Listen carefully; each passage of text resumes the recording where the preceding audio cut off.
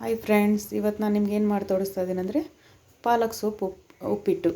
ಇದಕ್ಕೆ ಬೇಕಾಗಿರೋ ಸಾಮಗ್ರಿಗಳು, ನಾನಿಲ್ಲಿ ಬನ್ಸಿ ರವೆ ದೊಡ್ಡ ಕಪ್ಪಷ್ಟು ತೊಗೊಂಡಿದ್ದೀನಿ, ಮತ್ತು ಒಂದು ದೊಡ್ಡ ಕಟ್ಟು ಪಾಲಕ್ ಸೊಪ್ಪು, 2 ದೊಡ್ಡ ಈರುಳ್ಳಿ, ಎಣ್ಣೆ, ಕರಿಬೇವು, ಕೊತ್ತಂಬರಿ ಸೊಪ್ಪು, ಹಸಿಮೆಣಸಿನ್ಕಾಯಿ, ಕಡಲೆಬೇಳೆ, ಸಾಸಿವೆ, ಉಪ್ಪು ನಿಮ್ಮ ರುಚಿಗೆ ತಕ್ಕಷ್ಟು ನೀವು ಹಾಕ್ಕೊಳ್ಳಿ. ಮೊದಲಿಗೆ ನಾನಿಲ್ಲಿ 1 ಸ್ಪೂನ್ ಎಣ್ಣೆ ಹಾಕ್ಕೊತಾ ಇದ್ದೀನಿ.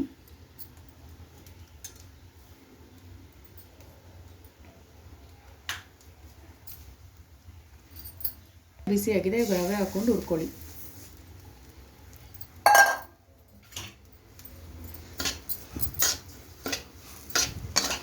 ರವೆ ಒಳ್ಳೆ ಘಮ ಬರೋವರೆಗೂ ಹುರ್ಕೊಳ್ಳಿ.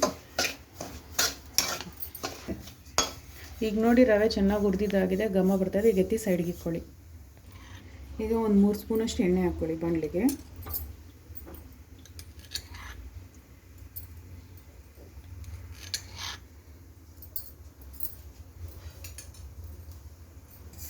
ಈಗ ಎಣ್ಣೆ ಬಿಸಿಯಾಗಿದೆ, ಸಾಸಿವೆ ಹಾಕ್ಕೊಳ್ಳಿ.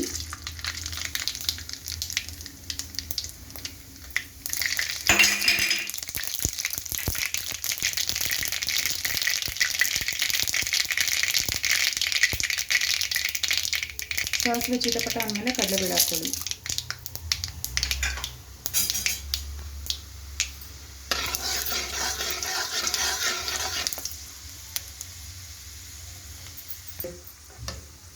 ಕಡಲೆಬೇಳೆ ಕಲರ್ ಚೇಂಜ್ ಆಗಿದೆ, ಕರಿಬೇವು ಹಾಕ್ಕೊಳ್ಳಿ.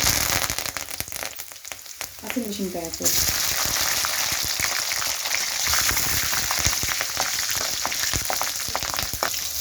ಈಗ ಈರುಳ್ಳಿ ಹಾಕ್ಕೊಳ್ಳಿ.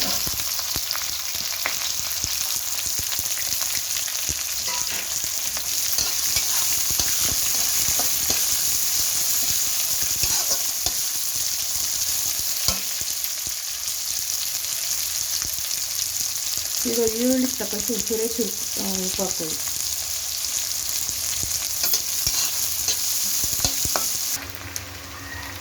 ಈರುಳ್ಳಿ ಚೆನ್ನಾಗಿ ಈ ಥರ ಕಲರ್ ಬಂದಿದ್ದಾದಮೇಲೆ ಈಗ ತೊಳೆದಿಟ್ಟಿರೋಂಥ ಪಾಲಕ್ ಸೊಪ್ಪು ಹಾಕ್ಕೊಳ್ಳಿ. ಅದಕ್ಕೆ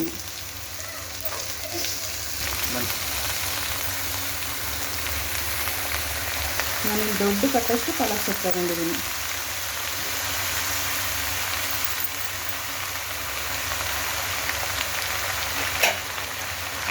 ಪಾಲಕ್ ಸೊಪ್ಪನ್ನ ಚೆನ್ನಾಗಿ ಬಾಡಿಸ್ಕೊಳ್ಳಿ.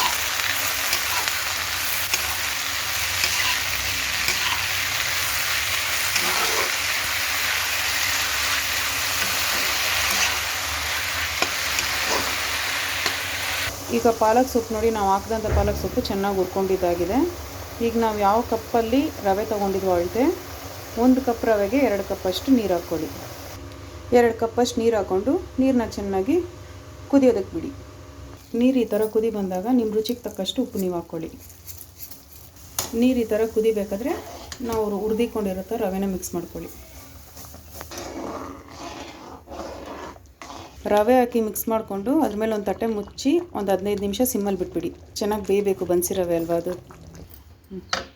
ಈಗ 15 ನಿಮಿಷ ಆಗಿದೆ, ಚೆನ್ನಾಗಿ ಬೆಂದಿದೆ ರವೆ. ಈಗ ಅದು ಕೊತ್ತಂಬರಿ ಸೊಪ್ಪು ಹಾಕ್ಕೊಳ್ಳಿ. 1 ಸ್ಪೂನ್ ತುಪ್ಪ ಹಾಕ್ಕೊಳ್ಳಿ. ತುಪ್ಪ ನಿಮ್ಮ ಆಪ್ಷನಲ್, ನಿಮ್ಗೆ ಇಷ್ಟ ಇದ್ದರೆ ಹಾಕ್ಕೊಳ್ಳಿ, ಇಲ್ಲಾಂದರೆ ಬೇಡ. ಈಗ ನಮ್ಮ ಬಿಸಿ ಬಿಸಿಯಾದ ಪಾಲಕ್ ಉಪ್ಪಿಟ್ಟು ರೆಡಿಯಾಗಿದೆ. ನೀವು ಇದನ್ನು ತಪ್ಪದರೆ ನಿಮ್ಮ ಮನೇಲಿ ಮಾಡಿ ನೋಡಿ.